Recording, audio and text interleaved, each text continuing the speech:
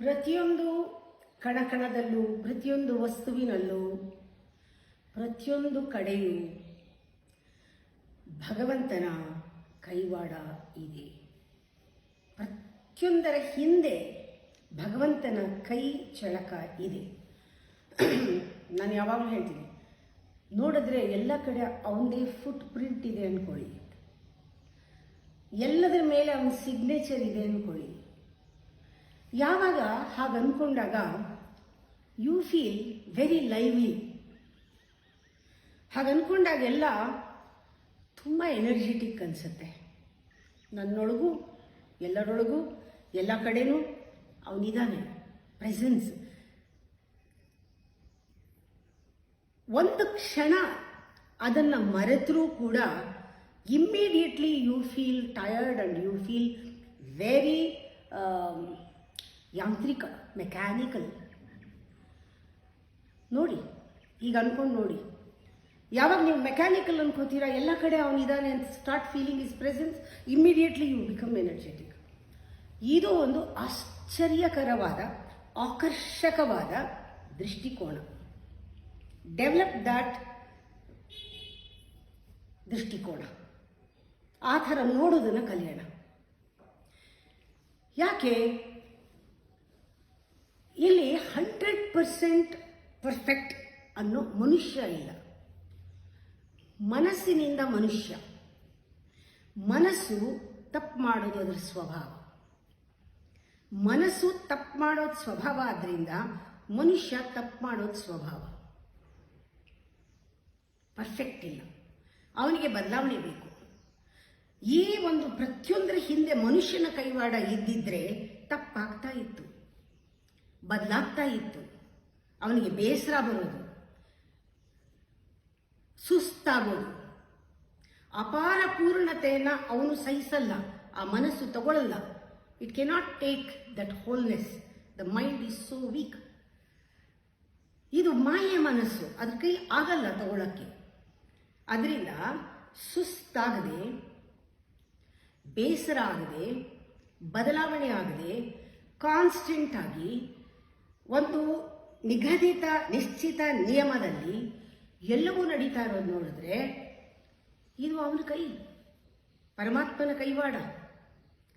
ಇದರ ಬಗ್ಗೆ ಸಂದೇಹ ಉಂಟಾದರೆ ಈ ಸಂದೇಹವೇ ಸಮ್ಯಕ್ ಸಂದೇಹ, ಇದೇ ಸಮ್ಯಕ್ ಅನುಮಾನ.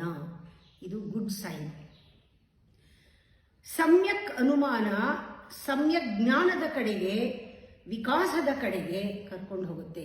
ಸಮ್ಯಕ್ ಅನುಮಾನ ವಿಕಾಸಕ್ಕೆ, ಮನುಷ್ಯನ ವಿಕಾಸಕ್ಕೆ ಪೂರಕವಾಗಿರುತ್ತೆ. ಇಲ್ಲಿ ಯಾವ ಸವಾಲೂ ಇಲ್ಲ, ಇಲ್ಲಿ ಸವಾಲಿಲ್ಲ.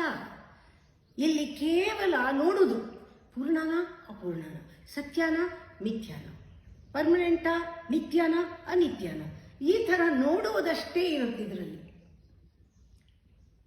ನಮ್ಮ ಚಿಂತನೆಗಳು ಕೂಡ ಅದರ ವಿಕಾಸದ ಅಂಗವಾಗಿಯೇ. ಅಂದರೆ ಈ ರೀತಿ ಕಾಣದ ಕೈ ಅಂದ ತಕ್ಷಣ ವಿಸ್ಮಯವನ್ನು ನಾವು ಎಕ್ಸ್ಪ್ಲೋರ್ ಮಾಡೋ ಒಂದು ಆಟಿಟ್ಯೂಡ್ ಇರುತ್ತೆ ನಮ್ಮಲ್ಲಿ. ಅಂದರೆ ಕಾಣದ ಕೈ ಎಂದಾಗ ನಮ್ಮಲ್ಲಿ ಒಂದು ಮಿಸ್ಟ್ರಿ ಅನ್ನೋ ಭಾವನೆ ಬರುತ್ತೆ, ರಹಸ್ಯ ಅನ್ನೋ ಭಾವನೆ ಬರುತ್ತೆ. ಆಗ ನಮ್ಮಲ್ಲಿ ಅದು ಸರಿಯಾದ ದಾರಿಗೆ ಕರ್ಕೊಂಡು ಹೋಗುತ್ತೆ.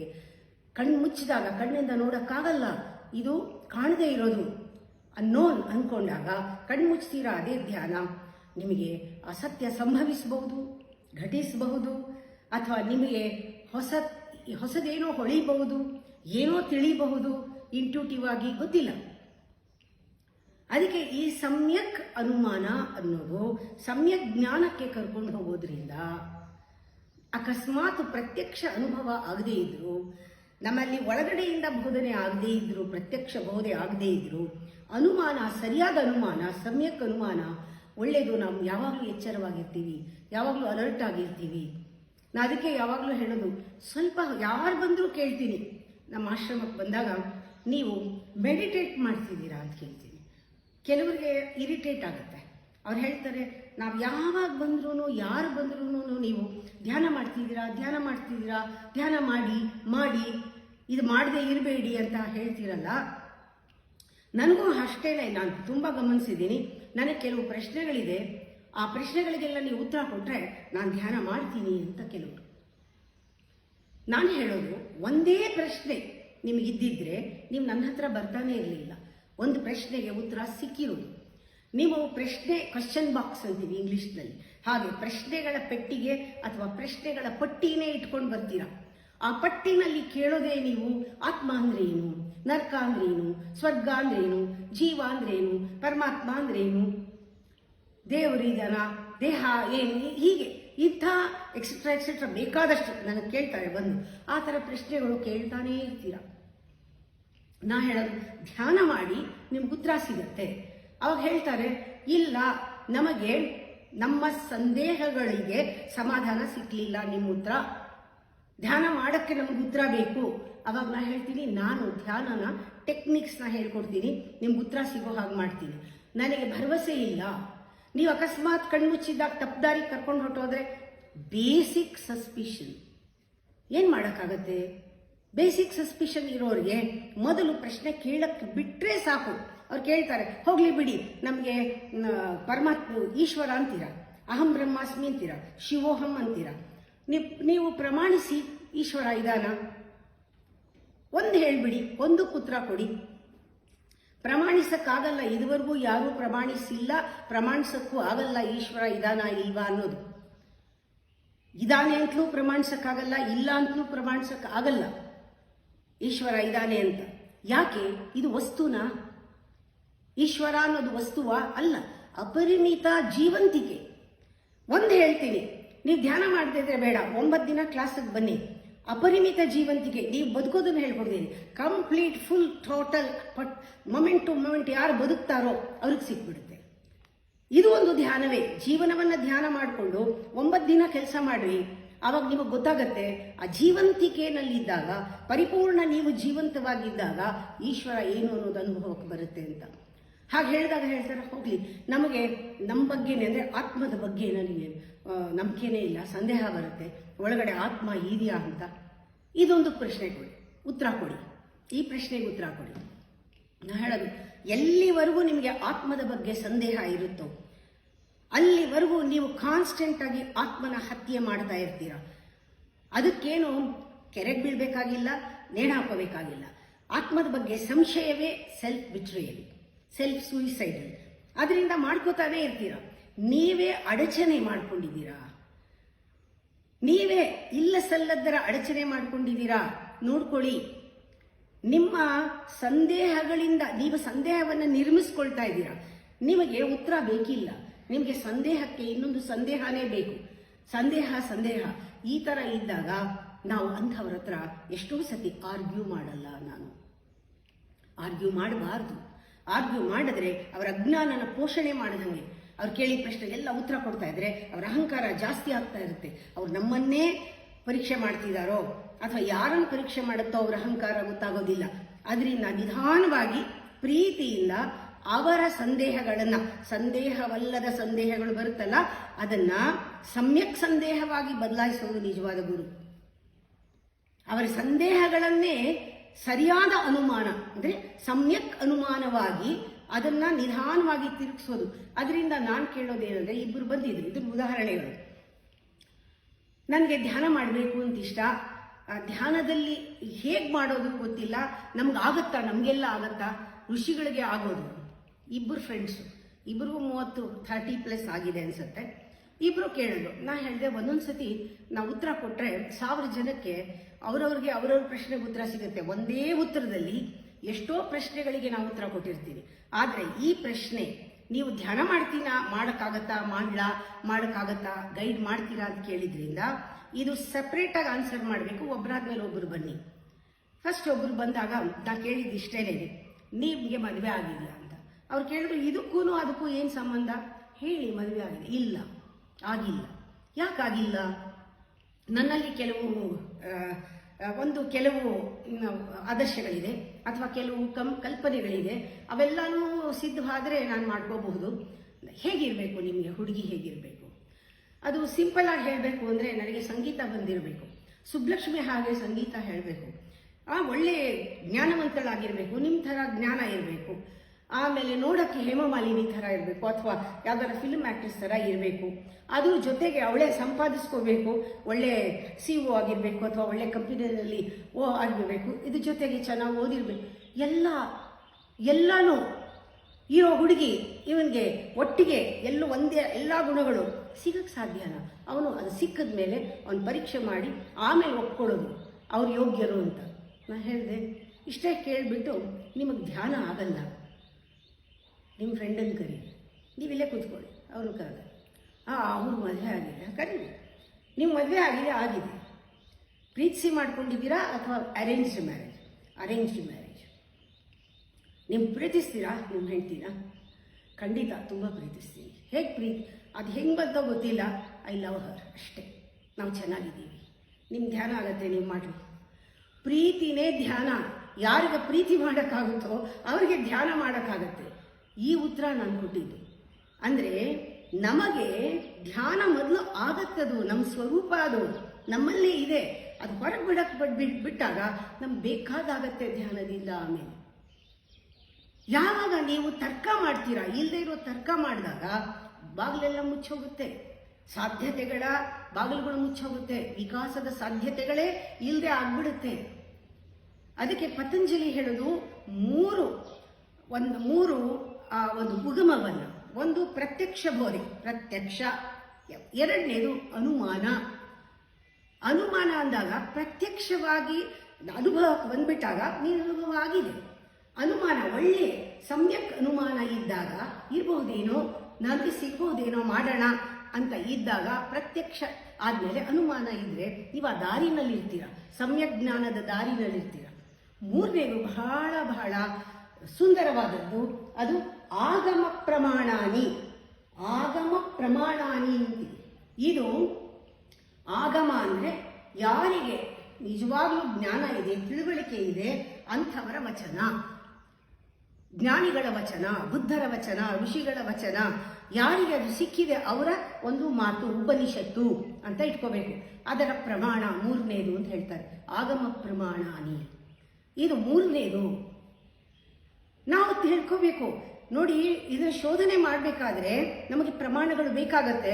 ಆವಾಗ ತಿಳ್ಕೋಬೇಕು. ಶೋಧಕ, ನಾನು ಎಲ್ಲರೂ ಹೇಳಿದ ಶೋಧಕ, ನಾವು ಪ್ರಥಮ ಶೋಧಕರಲ್ಲ. ಈ ಒಂದು ಐಡಿಯಾ ಬರಲಿ ನಿಮಗೆ. ಈ ಪ್ರಪಂಚ ಭೂಮಿ ಮೇಲೆ ನಾವು ಮುಂಚೆ ಫಸ್ಟ್ ಹುಟ್ಟಿಲ್ಲ ಶೋಧನೆ ಮಾಡೋಕ್ಕೆ. ಲಕ್ಷಾಂತರ ಕೋಟ್ಯಾಂತರ ಯುಗಗಳಿಂದ ಶೋಧನೆ ನಡೀತಾ ಇದೆ. ಕೋಟ್ಯಾಂತರ ಲಕ್ಷಾಂತರ ಜನರು ಶೋಧನೆಯನ್ನು ಮಾಡಿದ್ದಾರೆ, ಮಾಡ್ತಾ ಇದ್ದಾರೆ.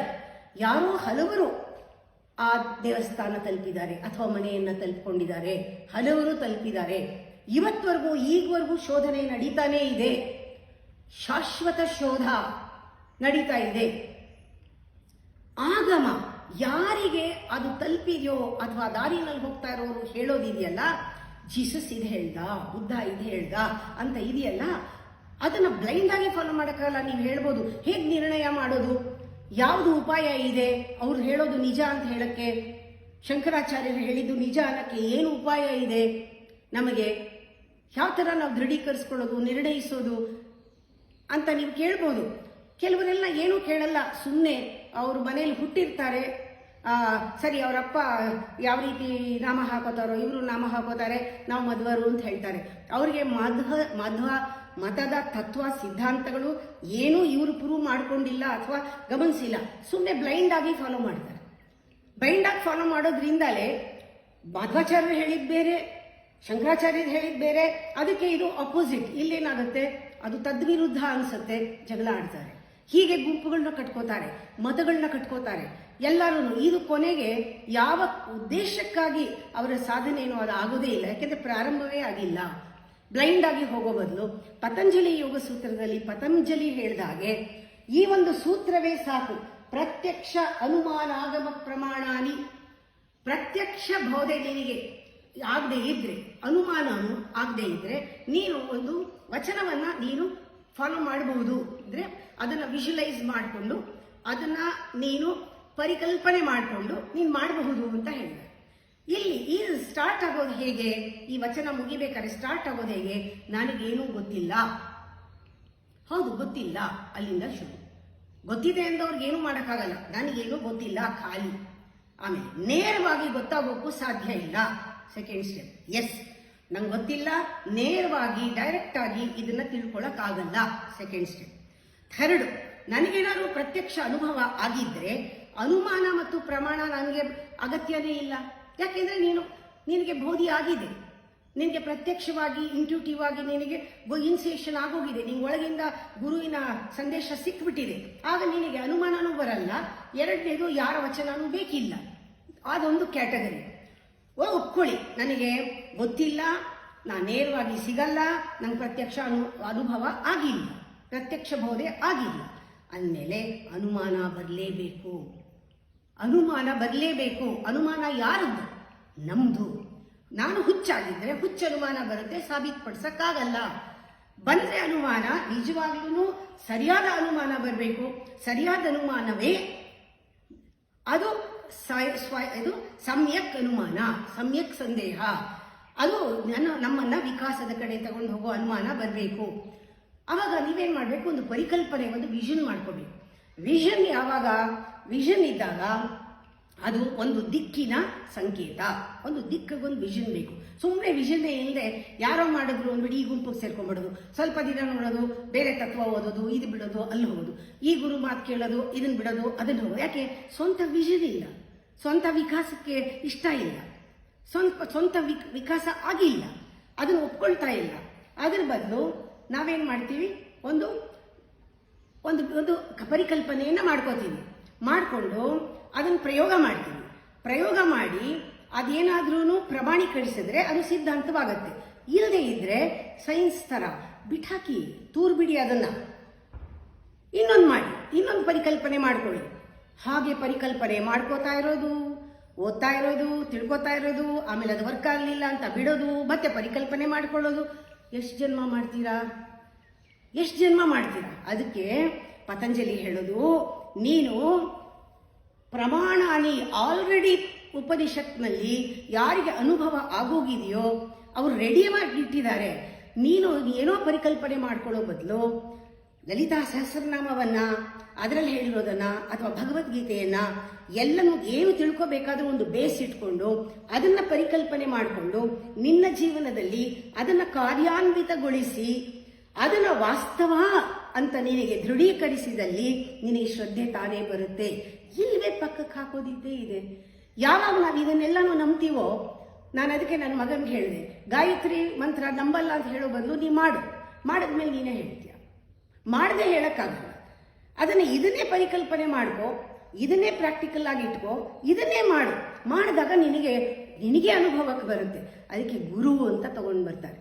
ಗುರು ಯಾರು ಪ್ರತ್ಯಕ್ಷವಾಗಿ ಅನುಭವಿಸಿ ಅನುಮಾನವನ್ನ ಪೂರ್ತಿ ಸಂಹಾರ ಮಾಡಿಕೊಂಡು ಅನುಮಾನವಿಲ್ಲದೆ ಅವನು ಆ ಪ್ರಮಾಣಗಳನ್ನ ಅರ್ಥ ಮಾಡಿಕೊಂಡು ಡೈರೆಕ್ಟ್ ಆಗಿ ಹೇಳೋನು.